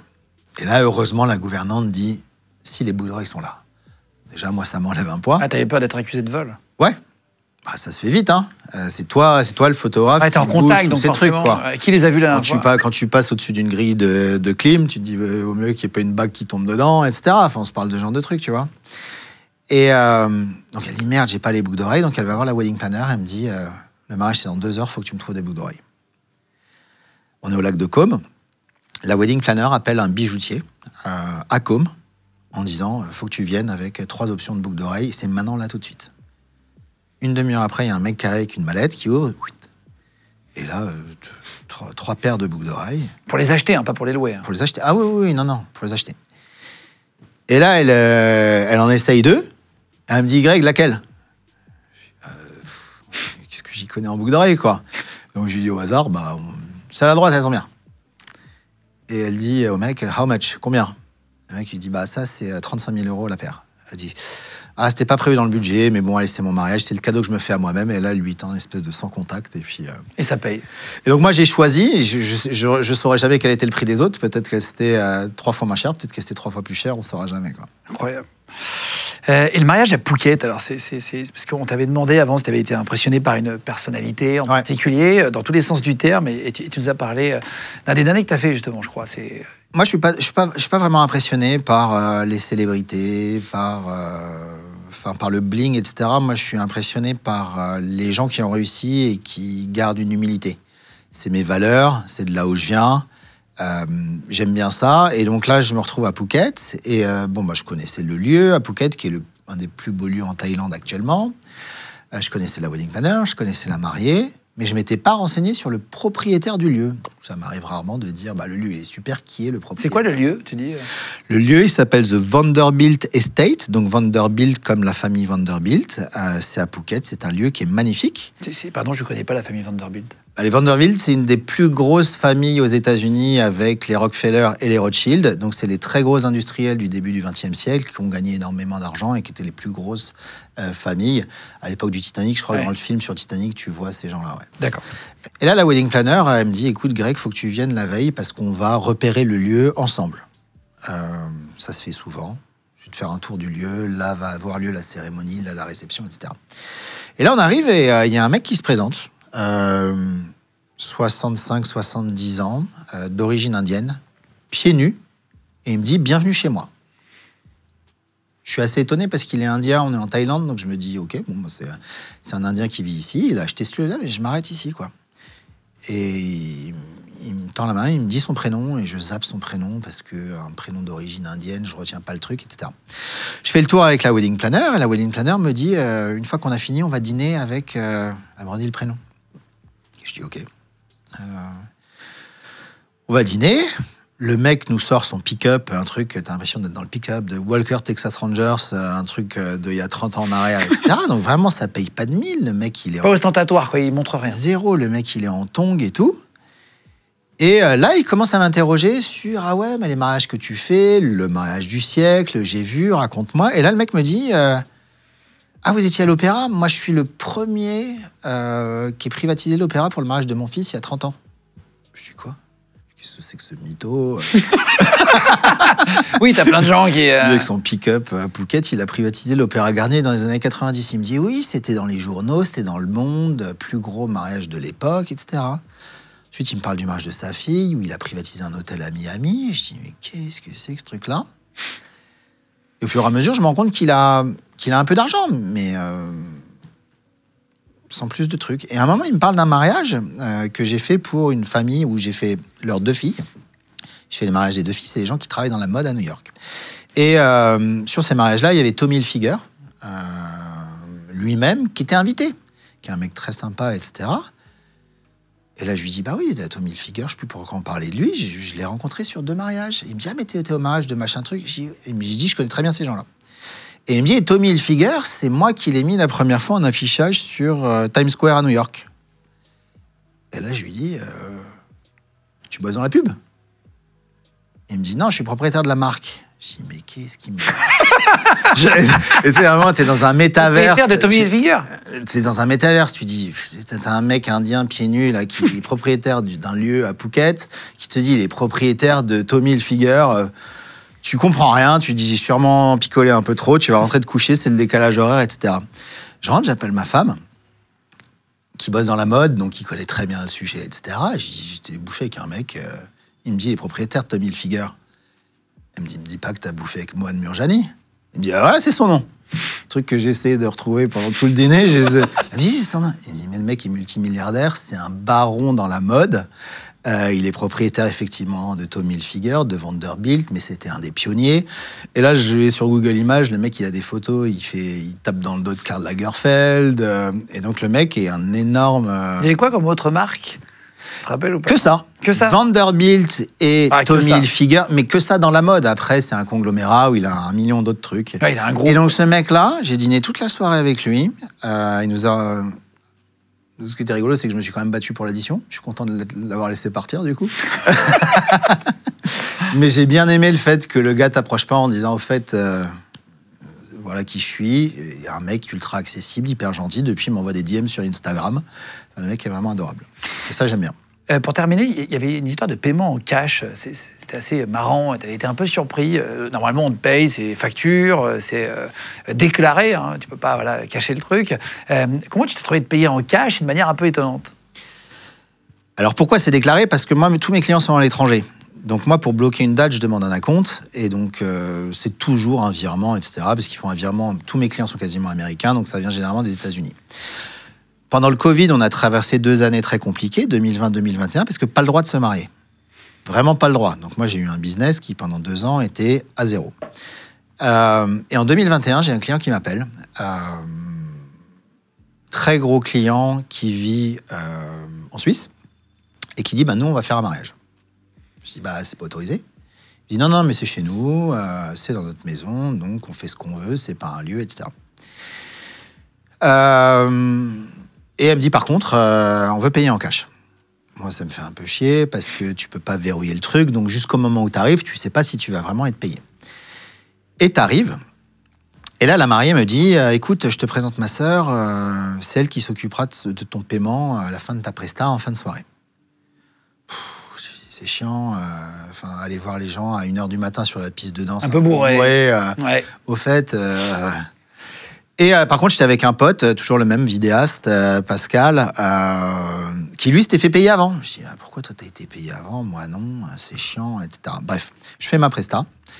Par contre, au fur et à mesure de la journée, je vois la sœur qui se dégrade sous les effets de l'alcool à une rapidité assez affolante.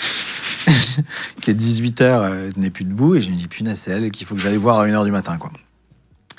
À 1h du matin, je vais la voir, je lui dis, écoute, excuse-moi, après avoir dit au revoir au marié, excuse-moi, ta sœur, elle m'a dit que c'est bon, je pouvais partir, je suis là pour le paiement. Elle me dit, ah oui, suis-moi. Alors là, elle remonte les escaliers, elle va dans la maison, tant bien que mal, elle manque 2 fois de ce côté. Et là, il y a une salle avec des gardes du corps, de nouveau, elle prend un sac à main, dans le sac à main, il y a des liasses.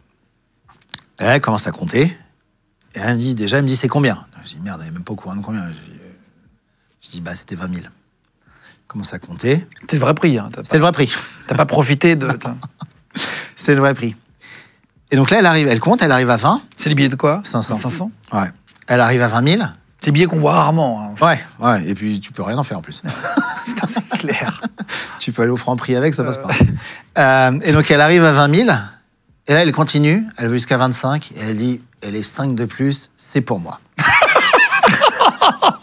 C'est quoi ces gens? Donc là, c'est quoi son père, tu dis? Je peux pas dire, mais c'est un milliardaire. D'accord. Ça aide. Et là, je prends 25.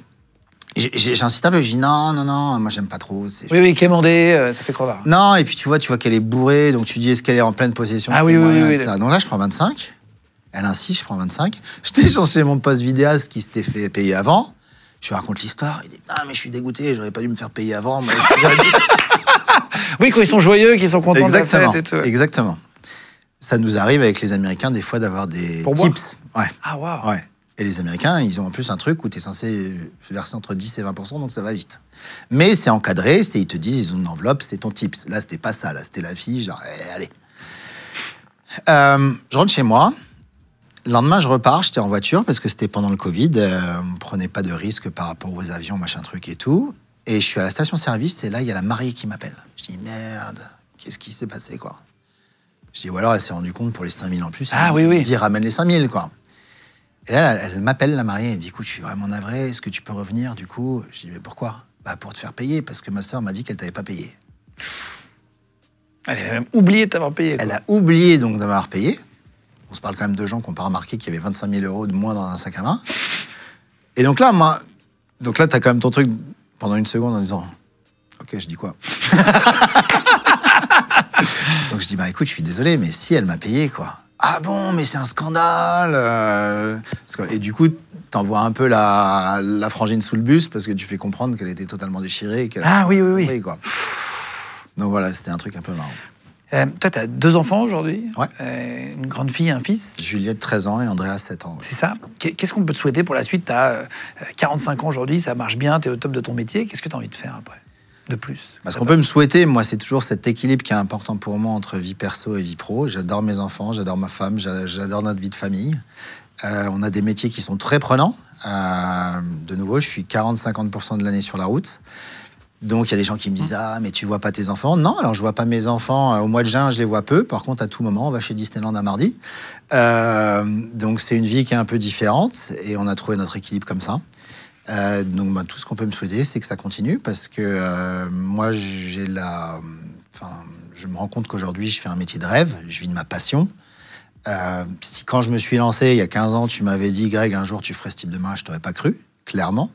Je gagne mieux ma vie aujourd'hui que ce que je ne faisais dans un job plus traditionnel, mais qui paye très bien aussi. Donc non, juste que ça continue, parce que j'ai l'humilité de penser qu'à tout moment, ça peut s'arrêter, et voilà. Tu regrettes pas d'avoir changé de vie il y a 10 ans? Non. Le trajet inverse va être compliqué à réaliser si un jour il doit se réaliser. Greg Fink, F-I-N-C-K. Voilà, si vous voulez aller le suivre sur les réseaux sociaux, je vous mettrai tous les liens que tu me donneras, ou ton site d'ailleurs, directement. Je vous mettrai ça dans la description de la vidéo YouTube si vous voulez aller voir le site de Greg. Et voilà, si vous voulez le suivre sur les réseaux. Et puis pareil, dans les podcasts audio, Spotify, Deezer, Apple Podcasts, je vous mettrai dans la description des podcasts. Il y a un peu de texte et je pourrais vous mettre les liens, voilà, si vous voulez aller les suivre et voir ce qu'il fait. Comme ça, vous pourrez aller voir tous les mariages. Prochain mariage, c'est quand là par rapport aujourd'hui? C'est la semaine prochaine au château de Versailles. Ah waouh, ouais. T'enchaînes, hein. Félicitations en tout cas. C'était un plaisir de t'avoir. Merci Guillaume, merci de l'invitation, c'était un plaisir partagé. D'entendre toutes tes anecdotes, et je sais que tu connais l'émission et que tu la suis, donc... Je pense avoir vu au moins 80%, si ce n'est 90% de tous les épisodes. Merci beaucoup. Merci à toi, merci à vous tous d'ailleurs de faire de Légende le premier podcast de France. Voilà, chaque semaine on vous met 3 interviews, mercredi, vendredi et dimanche, et on en met une sans moi le mardi où il y a des journalistes qui posent des questions derrière la caméra, on voit personne à l'image, à part vous. En tout cas, merci d'être de plus en plus nombreux. Continuez de vous abonner sur notre chaîne YouTube. Vous êtes environ 150 000 à 200 000 à nous rejoindre chaque mois, à vous abonner. Donc, merci beaucoup pour ça. Vous pouvez cliquer juste sur vous abonner, ça va vite. Et puis nous, ça nous aide. Plus on est nombreux, plus on peut avoir des invités très différents, comme toi, par exemple. C'est toi qui nous avais envoyé un mail, c'est ça? Voilà, vous pouvez faire pareil. Je t'avoue que j'attendais pas de réponse, donc j'étais très agréablement surpris. Donc, vous répondez effectivement à tout le monde et l'équipe est adorable. Voilà, c'est gentil. Si jamais vous voulez, pareil, participer, comme Greg, je vous mets le mail qui s'affiche directement à l'image. contact@legendegroup.fr. Vous pouvez nous envoyer un email avec quelques anecdotes de votre vie, votre numéro de téléphone, et puis quelqu'un de l'équipe vous rappellera avec plaisir. Merci à toute l'équipe d'avoir préparé l'émission et tourné l'émission. Et puis on se retrouve très vite pour une prochaine vidéo. Ciao tout le monde!